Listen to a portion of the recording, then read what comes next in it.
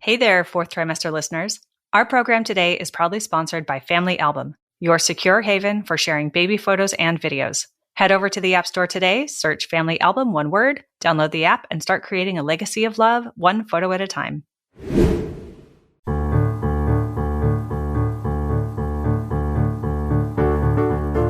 Hi, I'm Sarah Trott, and welcome to the Fourth Trimester Podcast. I'm a new mama, and this podcast is all about postpartum care for the first few months following birth, the time period also known as the fourth trimester. My postpartum doula, Esther Gallagher, is my co-host. She's a mother, grandmother, perinatal educator, birth and postpartum care provider. Fourth trimester care, our topic, is about the practical, emotional, and social support parents and baby require. And importantly, it helps set the tone for the continuing journey of parenting. Hi, listeners. It's Esther again, sadly without Sarah today, but with Suzannah Neufeld, our interviewee, who is going to be talking to us today about a book she's written, which I feel will be phenomenally valuable to all parents in the world. You're welcome. Before we get started, of course, this is the fourth trimester podcast. I want to remind listeners that we have our webpage, fourthtrimesterpodcast.com. We have our Facebook presence.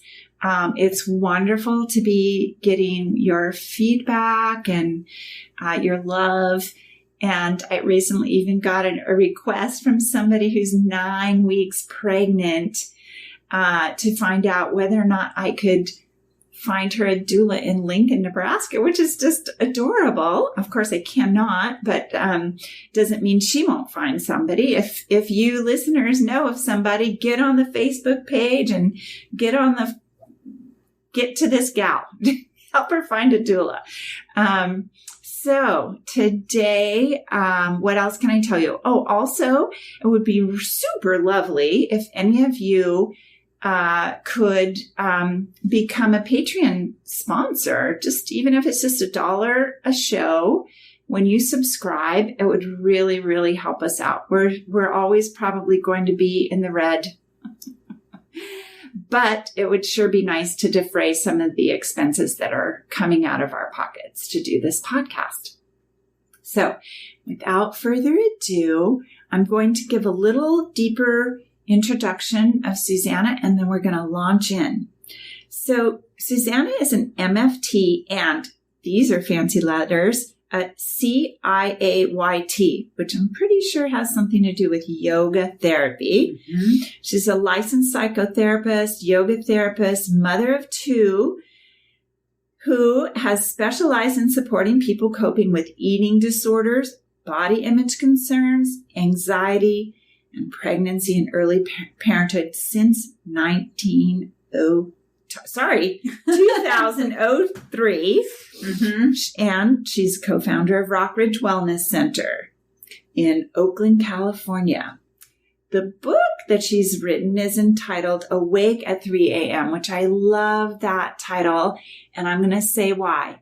I have been working with postpartum clients for decades now, and one of the things I tell them about my practice is that you are welcome to call me at any time you need, because I still remember 3 a.m. Oh. 3 a.m. is a big thing. I don't know why, but it is. Mm-hmm. And so I can say that I went into labor precisely at 3 a.m. both times.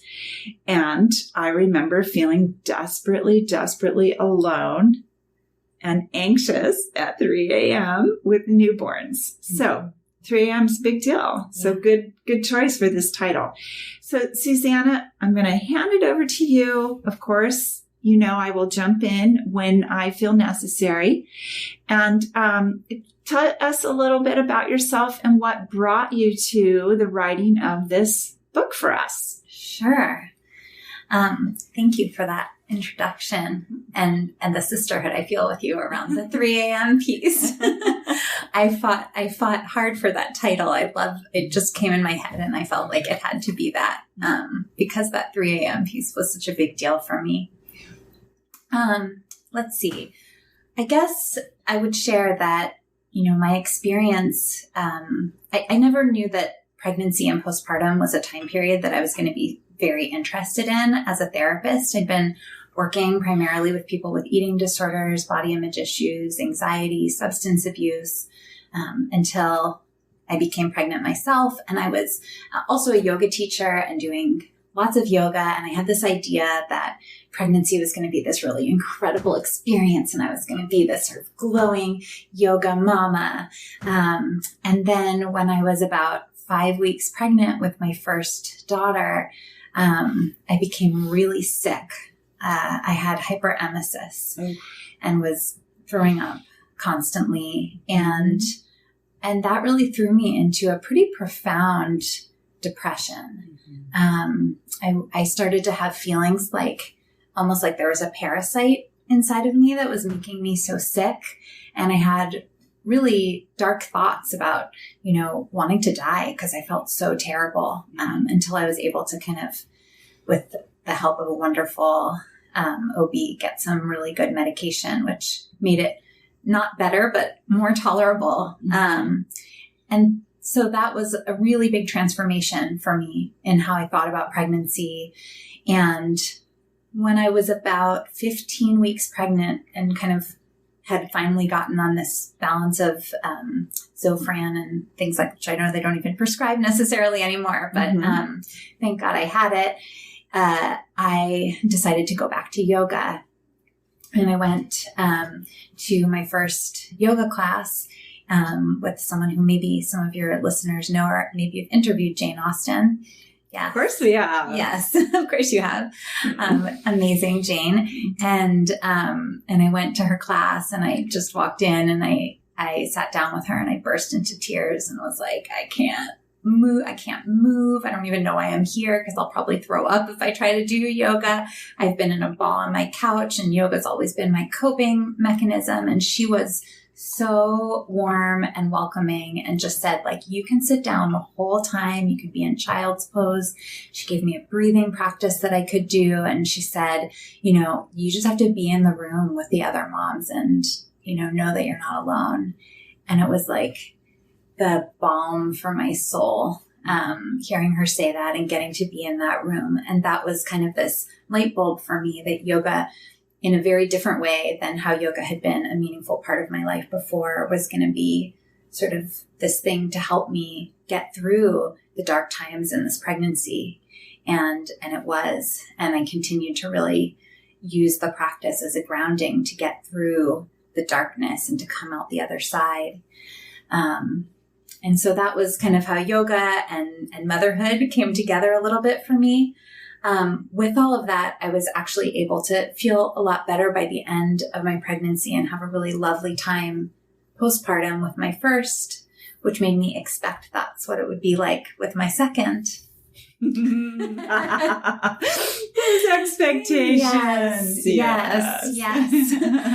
And then with my second, what many people do, which no one should do, but everybody does, we moved and did a remodel of the new place we were moving to while I was pregnant. And we moved, about 40 minutes away, 30 to 40 minutes away from our amazing community, when I was about 8 months pregnant with my second.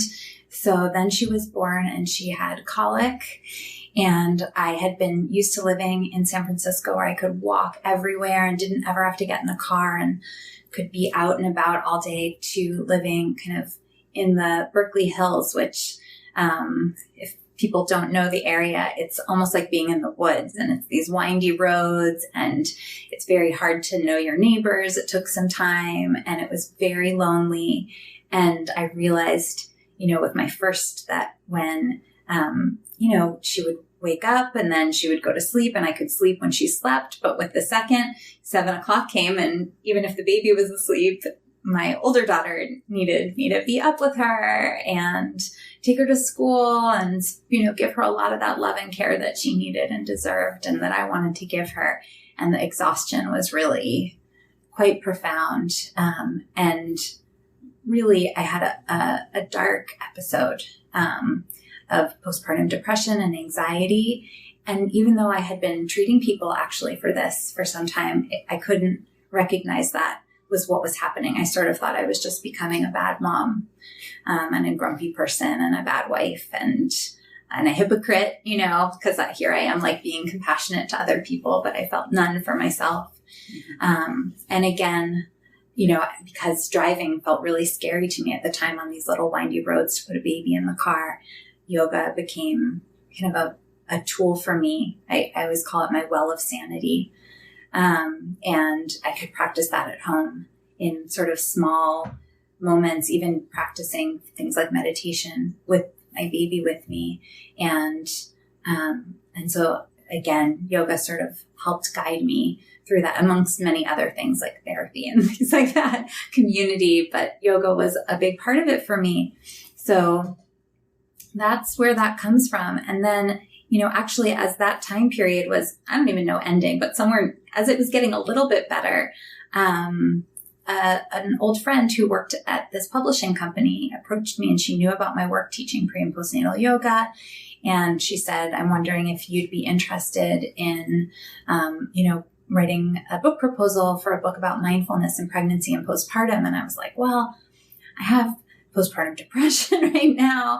I'm barely working. I'm just, I actually was at the meeting with my baby, like breastfeeding in a restaurant. I said, I don't know if I can write this book now. Could I do it next year?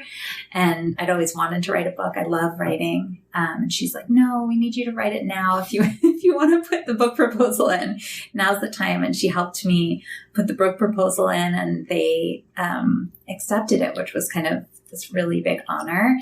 And then in writing it, I was trying to just write this sort of book for everyone about mindfulness and pregnancy. And two things happened in that process. I thought, well, for me, it wasn't just mindfulness. It was really yoga. So I sort of begged and pleaded, can we change the book from being about mindfulness to also yoga or primarily yoga? But also it was hard for me to write a book that was really like, motherhood is this blissful, amazing time. And it was, everything I wrote felt really dark. And I kind of got that feedback a few times, I think, from the first sort of edits looking at it. And I realized, I said, look, I work with women with postpartum depression and anxiety. This is my experience. And I want to bring light to that and to say this messy stuff isn't to be put off in a corner, but it can be a really integral part of what that experience is. And we don't have to be scared to look at it and talk about it. And I want to talk about it in the context of yoga and to say, like, you're not alone. We can put all this stuff out in front of us and we can use it to kind of wake up parts of ourselves and to find our spirituality and find our knowledge of ourself. And some sanity. In the face of the reality. Yes. The reality that this shit is real. Mm-hmm. It's not fun. Mm-hmm. Being mother to children isn't a bliss fest. Yes. For them or us. Yes. And that this ridiculous overlay of sugar icing is damaging. Yeah. To all of us. Yes. Right? Thank you. Yes. Sorry. My listeners hear me talk like this a lot, but yes. Yeah. Right. Yeah. I feel so strongly about that. Mm-hmm. Yes. And I'm done, as I'm happy to hear you are, Suzannah, mm-hmm. with the cultural messaging from who? Publishers and editors. Like, you know what this is about? You're telling me how to write the book about what I know? Yeah. Like, I wouldn't submit a book that I was 98 point done with because I was getting that kind of crap from the world. Like, like they know something about how I should talk about this mm-hmm. thing.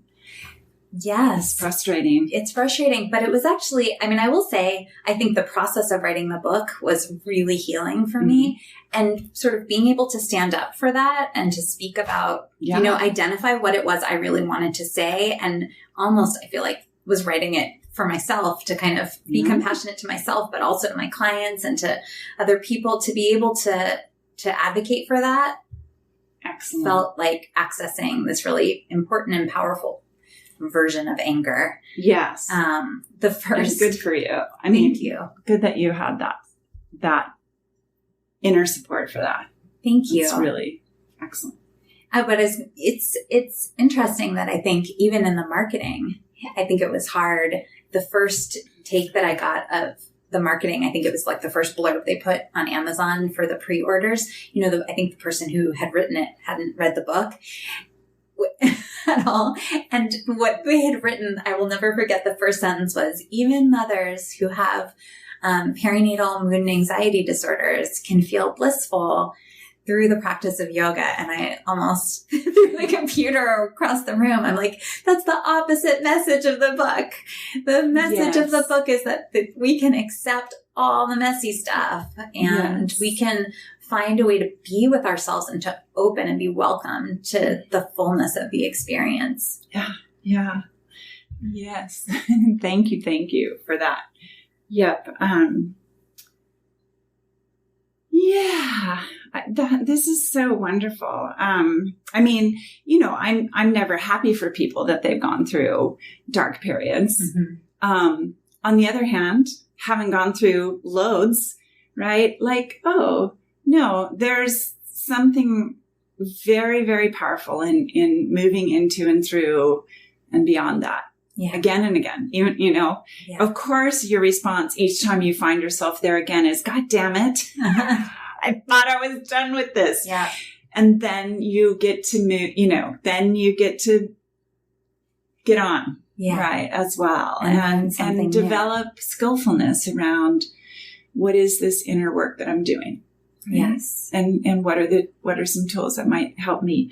I want to circle back to the thing that you said about walking into Jane's yoga class, because it put me in mind of my son was probably 3.5 when his dad told me, after the holidays, I'm moving out.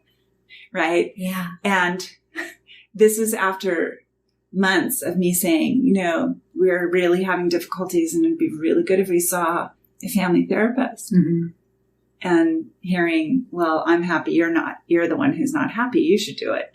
Right. So this, right, this was the thing that was going on. And you know what? He might be right. He might be right that he was happy and I was unhappy and I was the one who needed it. Mm-hmm.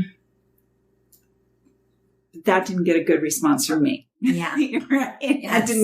That was not my idea of what needed to be happening. And so I was even more resentful. And in any case, this whole thing that was unraveling was very difficult, added difficulty on top of difficulty.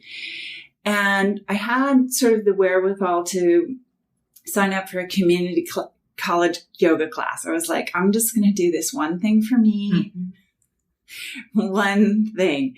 And the first 3 classes, I basically sat there in a puddle. Like, that's what I could do. Yeah. And this is in 1988. Mm-hmm. The instructor was phenomenal. She happened to be an MFT. Go figure, right? And she just allowed for it and didn't draw undue attention to me. So I felt safe. And, gradually I was able to be more and more present for myself in the yoga. Mm-hmm. And it kind of saved my life. So I'm, nobody called it yoga therapy back then, mm-hmm. that I know of. Mm-hmm. But it's a thing. Yeah. It's a real thing. Yeah. And that's a recurring theme. I mean, the yoga practice I've been in now for almost 20 years was me showing up to this thing at a very, very desperate time in my life. Yeah. And starting from there. Yeah. And being allowed to start from there. Yeah. With no judgment. Yes. It's funny when we're talking about kind of how motherhood is marketed, and I often draw a lot of parallels to how yoga is marketed. There's so many parallels with just yoga as a metaphor for motherhood. But I think yoga is often marketed. When we think about it, we think of these sort of like people on the front of a magazine and people doing acrobatics. Mm-hmm.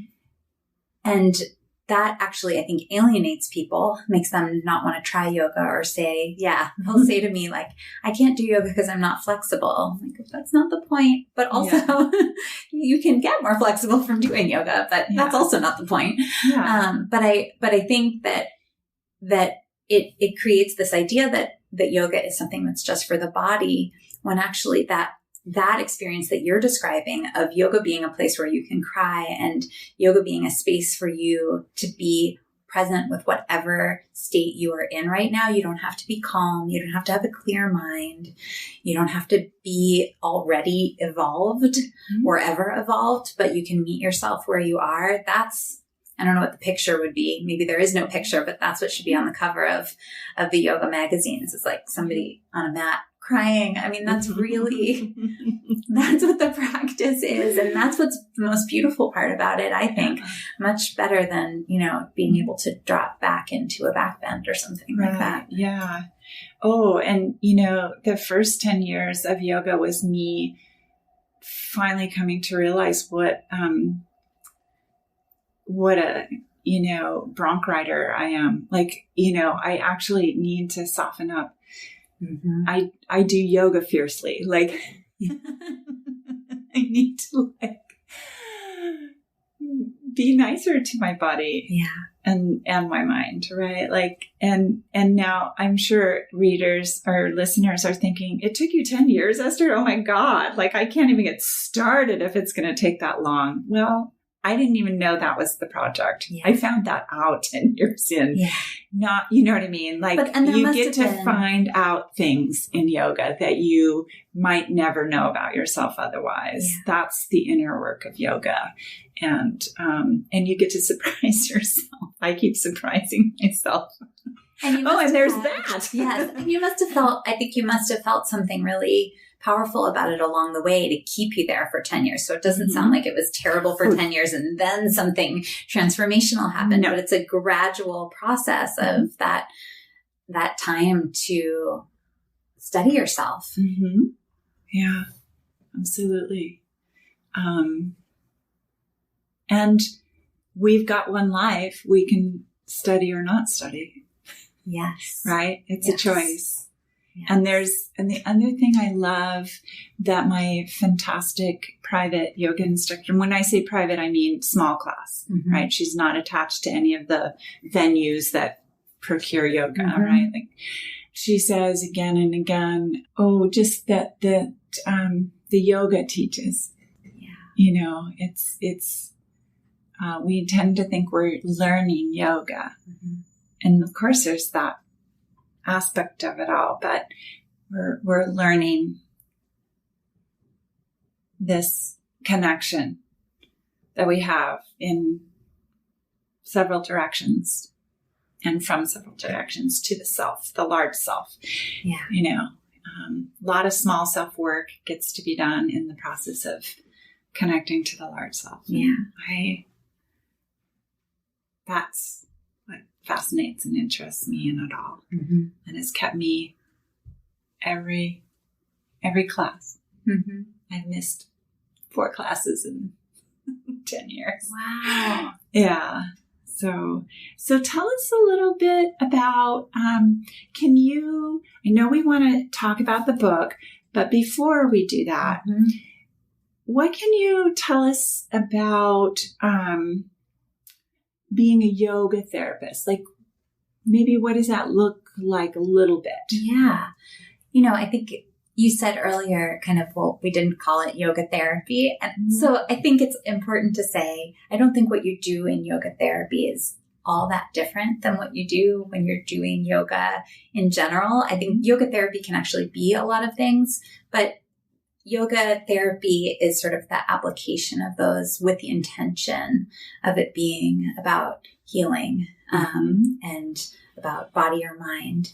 And yoga therapists can be from a lot of different disciplines. They're people who've studied yoga deeply, so they're usually yoga teachers already, and then frequently have another discipline, like they're also a physical therapist or a medical doctor or an acupuncturist or a chiropractor. And then in my case and many others, a psychotherapist. And there's so many models for how people bring that in. And I always love hearing how different people do it. What it looks like for me, it's often integrated into talk therapy, but it's coming up with tools with a client in session that help them do that work of self-study, and then also kind of address what's going on with them in their body and in their mind, where they might want different practices to help bring about balance. Mm-hmm. So it might look like, they're talking about feeling really, really heavy and depressed, like it's almost hard to move across the room, and to get up and do anything feels like dread and overwhelmed, so tired. And so what yoga therapy in that case might look like is talking about, okay, what can we do to let you not feel like you have to come across the room to do a practice, but something that can really let you nourish yourself in that spot. So perhaps learning some what we call restorative yoga poses or yin yoga poses, where you're lying in a pretty restful position and very supported, and you can breathe easy and there's nothing to quote unquote do. Just let yourself be, take the pressure off for a piece of time. Or if they have their baby in their arms all the time, to come up with what are some really gentle breath practices that you can experience while you're with your baby in that moment, even if your baby's crying. So you don't feel like, okay, to do something to help myself, I have to put on yoga clothes. I have to roll out the mat. I have to take the toys off the floor. Yes. I have to find 90 minutes. Yeah. Like by the time you get the clothes on and everything else, like the baby's pooped all over you, you can't do anything. So it's finding things that work with what's happening and meet you there. It could also look like, even with that same person, they're saying, okay, I've been doing this restful thing over and over, and it almost pulls me down a little bit more. And it could look like talking about, okay, what's happening energetically with that? Maybe actually what needs to happen is that we need to kind of do what we call opposite action and pick something that's going to bring in more energy. Mm-hmm. And so we come up with some active things that they can do. Again, it could be something that's just for 2 minutes. One that so many of my clients find really powerful is something almost anyone who's ever taken a yoga class knows, which is Warrior Two pose, and playing with doing that in a dynamic way where you're moving in and out of the pose and connecting with breath. That can sometimes bring a sense of strength and energy into their body that they didn't have access to when they were kind of feeling low. Mm-hmm. So that's just some examples. It could look so many different ways. And yoga, the practice of yoga can encompass so many different practices that it often doesn't have movement or asana poses at all, but it's more about mindfulness really, or the cultivation of different qualities like compassion, patience, kindness, acceptance.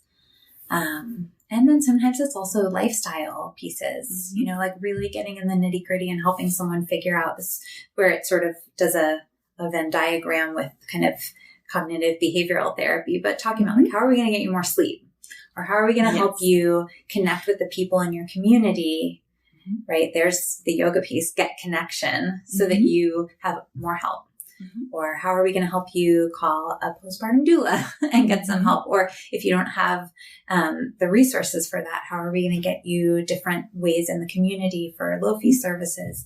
How are we going to get you more sleep tonight?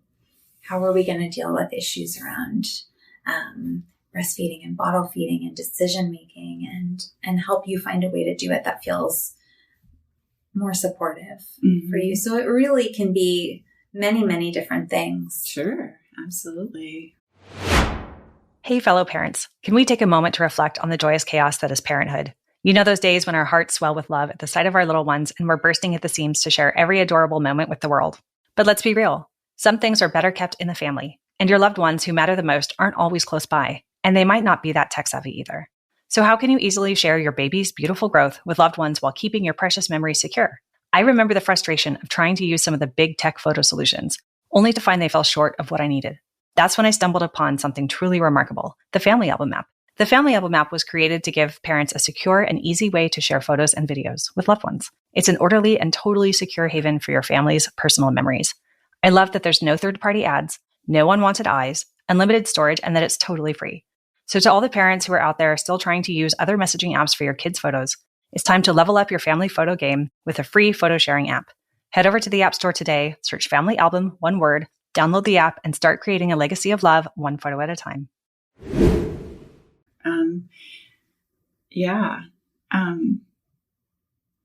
How much of, I'm just curious about this, how much of this is support for helping parents, assuming they're not single and bereft of support and community at all,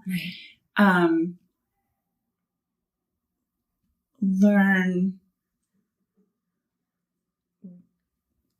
where they're communicating from when they need to be better resourced, like in the project of being parents together. Do you ever work with that as a kind of a baseline issue that people are working with? Can you tell me what you mean by where they're communicating from? I think that so often, I'm working with parents in the first weeks and they've just, had a major transition and they're in a major healing and recovery phase. And all of their assumptions about what it was going to look and feel like have been blown out of the water. But,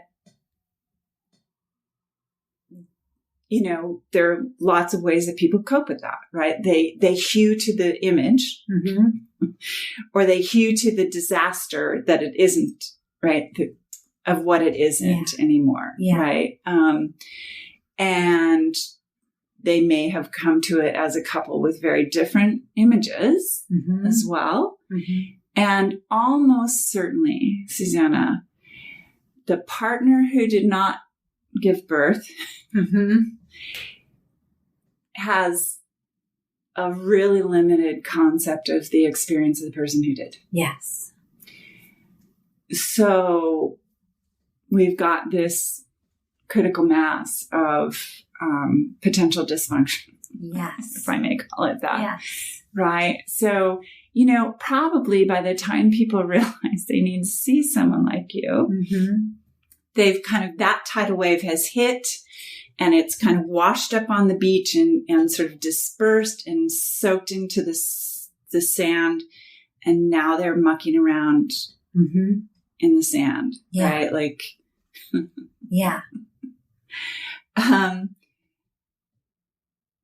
so I'm just curious, like, do you ever find cause to be working with couples around all of this? Absolutely. I mean, I am a licensed marriage and family therapist by training. And though I mostly do individual work, I think about things a lot in systems. I, as often as possible, not actually just with my kind of maternal mental health clients, but my eating disorder clients, too, as much as possible. I like to bring people's partners in or other family members or even friends to all be in the room and kind of making space for someone who maybe hasn't been able to articulate what their experience is and maybe even needs the therapist to be, or me to be a little bit of an advocate and kind of helping explain what's going on in that situation. But I do think one of the things that's the hardest, and I can certainly say this was my experience, is that when you're going through something, the assumption is that someone else knows what you're going through. And then if they aren't treating you the way that you think you would obviously treat someone going through what you're going through, you can feel really angry at them when actually they may not have any idea what your internal experience is. And that, I think something I always like to kind of call attention to is actually that rage is a really common symptom of postpartum depression and anxiety that people don't usually know is a symptom of that. They think like, I just turned into a terrible, mean person. I'm like terrible wife or partner or whatever it is. I can't believe, I just yell all the time and I'm like an evil person. And it's actually a symptom of this feeling. Whereas I just was pissed off at everybody because they were so damned incompetent when it came to being any kind of support. Right. Like I actually feel and did feel that really what's wrong with this world? Yeah. That it cannot find a way to give a modicum of nourishment, support, and respect for the need for sleep to somebody who's raising a baby. Yeah. Well, and, we can talk about that forever. Yeah. Why is that? Why is my anger the dysfunction? Yes. Right. Why is that the thing that gets treated? That's very true. That's very true. Like the anger is just the energy up under, otherwise feeling quite collapsed around, I'm exhausted, I'm hungry, I'm breastfeeding 24/7, right? The anger was the little bit of rajas, right? The yogic term, like the energy that would come up, well up under this state of collapse to kind of advocate for me. Advocate for yourself, sure. And of course, it was met with, why aren't you a nice mommy? Right. To everybody. Right. Everybody. Right. Particularly the partner. Yes. I couldn't tolerate it. Sorry. I know. I think it's so, it's interesting you're bringing this up because to this day. Yeah. I'm not good with that. Good. We need more of that. But I think this is something I struggled with so much when I was writing this book because I also was feeling that exact same anger that you're describing, and not just for myself, but kind of in my work and as a person in this world, and especially with everything that's been happening in the US in the last years, and or not happening in terms of support for mothers, and I struggled. And I think fathers have the same, the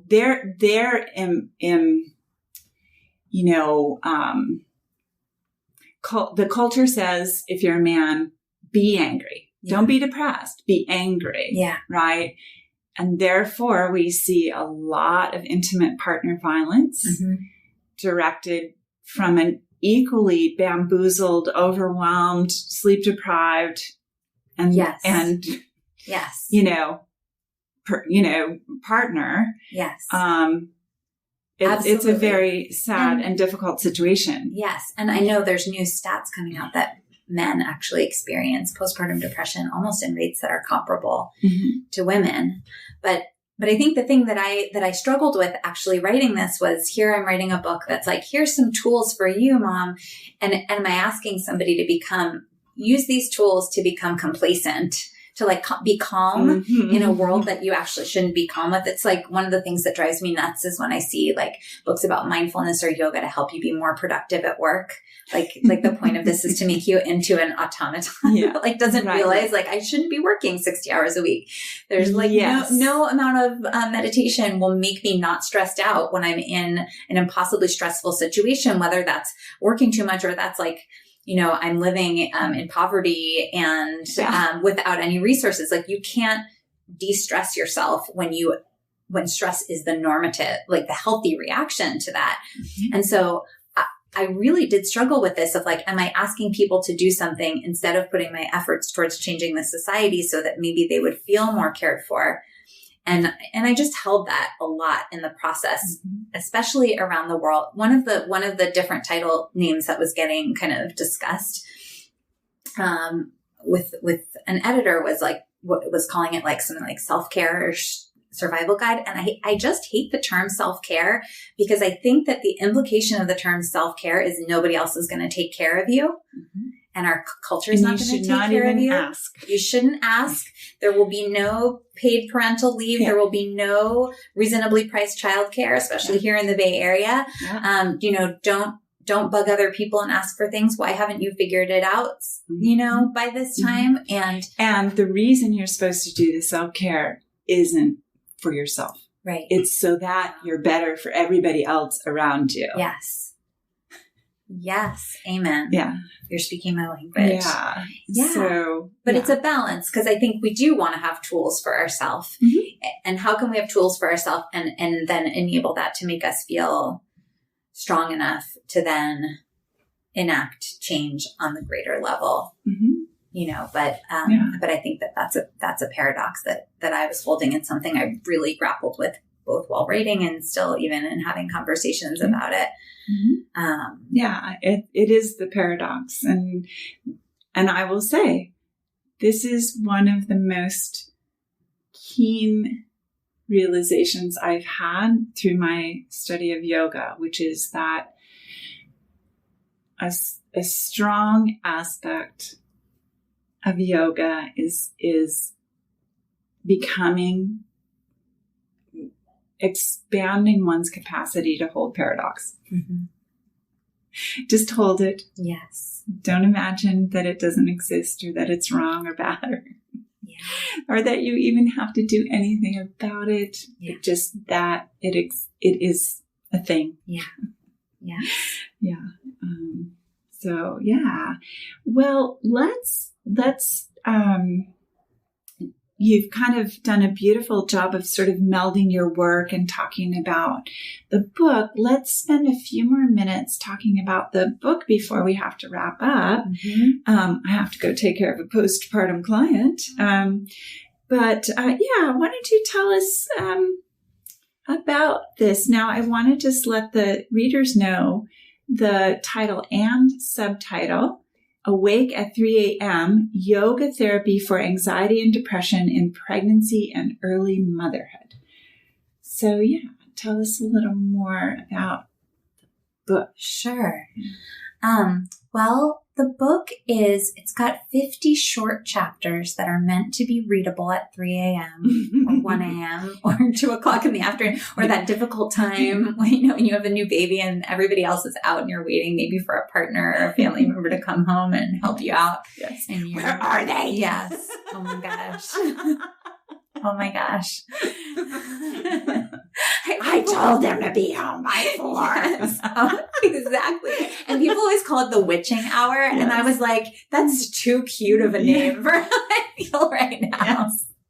It's just like they get home now. Firestorm hour. Yes. And of course, then the poor partner comes home and they're like exhausted too because they also were up a lot. Anyway, it's just a hard time. So it's tiny chapters.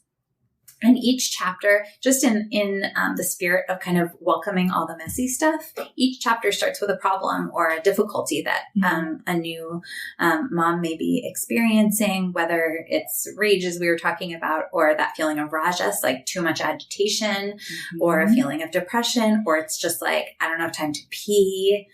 It's from from the little things to the big things. I'm just thinking of more. There's, stuff about eating and stuff about sleeping and stuff about comparing yourself to other people, about how do you, deal with people giving you unwanted advice constantly.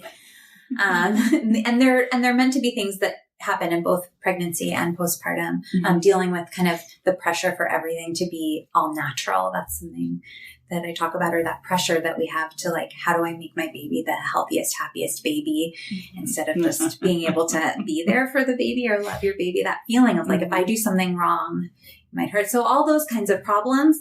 And there's, the first part of each chapter is just kind of naming those issues and talking about how to have compassion for them. And, I always talk about another paradox, the paradox of normalizing and not normalizing, like saying it's normal. So many people have it. And also and we don't have to make it normal. Like we can find a way to alleviate and get support and connection around it.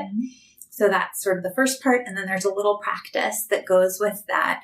And the practices are all meant to be things you don't have to have certain clothes or certain props or tools or a lot of time to do. Nice. And they are meant to be accessible for most bodies. And certainly there's something for every type of body that to be done in the book. And I say to people, it's a yoga book, but really I think you could take the yoga parts out. If you hate yoga, there's still a lot in there for you about, just having compassion and welcoming and acknowledging everything that's happening, and some pretty practical tools for like how to ask for help, and how to talk to your partner. There's even a thing you can kind of give to a partner in there, or what to do if you're actually feeling like really desperate and really, really dark thoughts are coming in. You don't know how you're going to make it through the day. There's all kinds of practical things in there.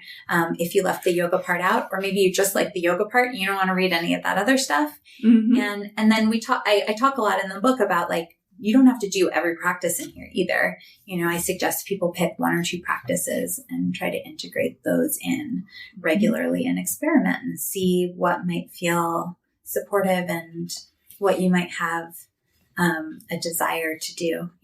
One of the things that I talk about in here is not having shoulds. And so I definitely don't want yoga to feel like another thing you are supposed to do. Yeah. Like you need one more thing that you should do, but to think about things, I write about this in here, but I once heard a teacher talk about, instead of thinking about having a discipline for something or like forcing yourself to think about having an appetite for it. And so, what do you want to do?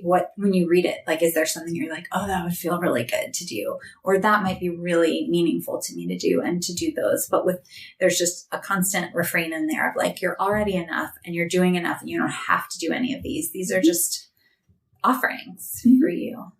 Oh, and I've certainly had the experience of just reading through something, including like how to do the exercise, like something somatically can shift just reading. Even if I don't do anything with my body, there's something going on inside my body because my mind is attuned to that thing. So, I just thought I would read out a couple of your little titles. I should be grateful. Uncertainty. The darkest thoughts of depression. My baby won't stop crying. And I love how this is organized exactly as Suzannah's just described. Like, it's just a couple pages. It's not a ginormous book. It's a nice, the pages are digestible and, nice little pictures of maybe the pose or, exercise that's being offered. Really, really lovely. And,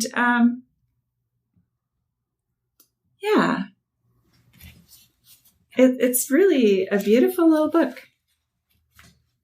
And I wanted it to be, it was something that, the amazing person who does the art design at Parallax Press, my wonderful publishing company, we talked a lot about, like, I wanted it to feel really special for moms. Like, I wanted them to have something beautiful. And so they got this incredible artist to do the cover.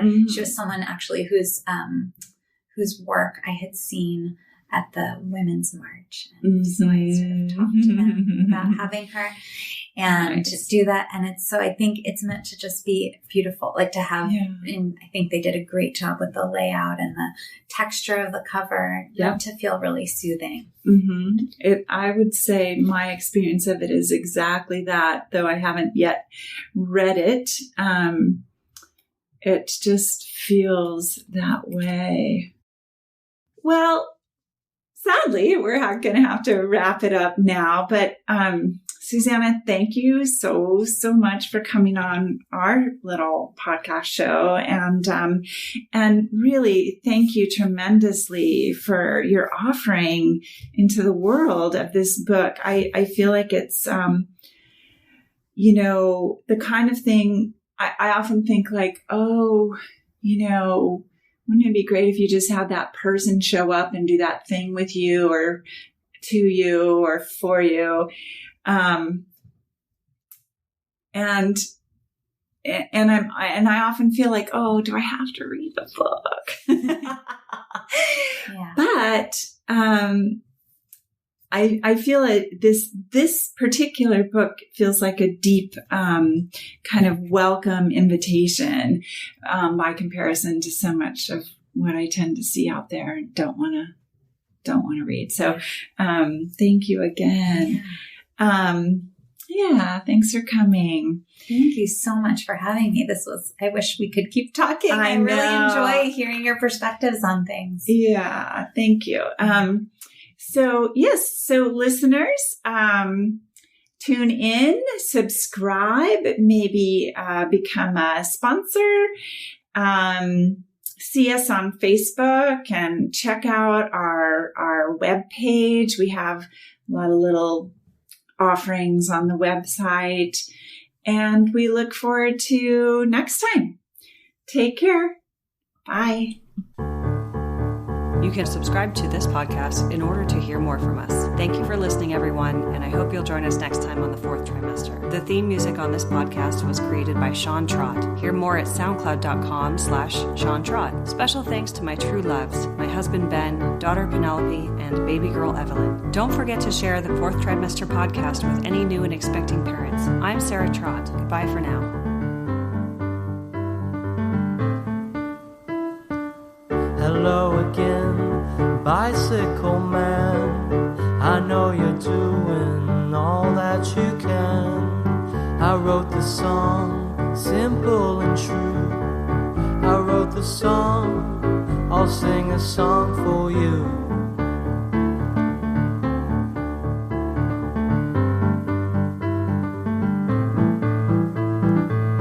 You got your wheels, you got your gears. You ride around town without any fear. You got your pedals, you got your brakes. You always wear your helmet for safety's sake.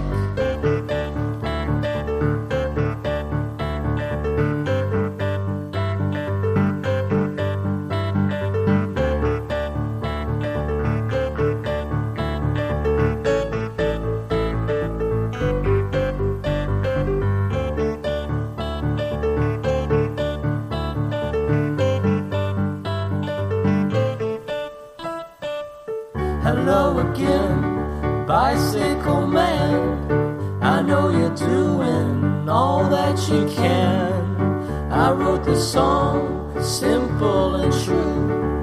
I wrote the song, I sing a song for you.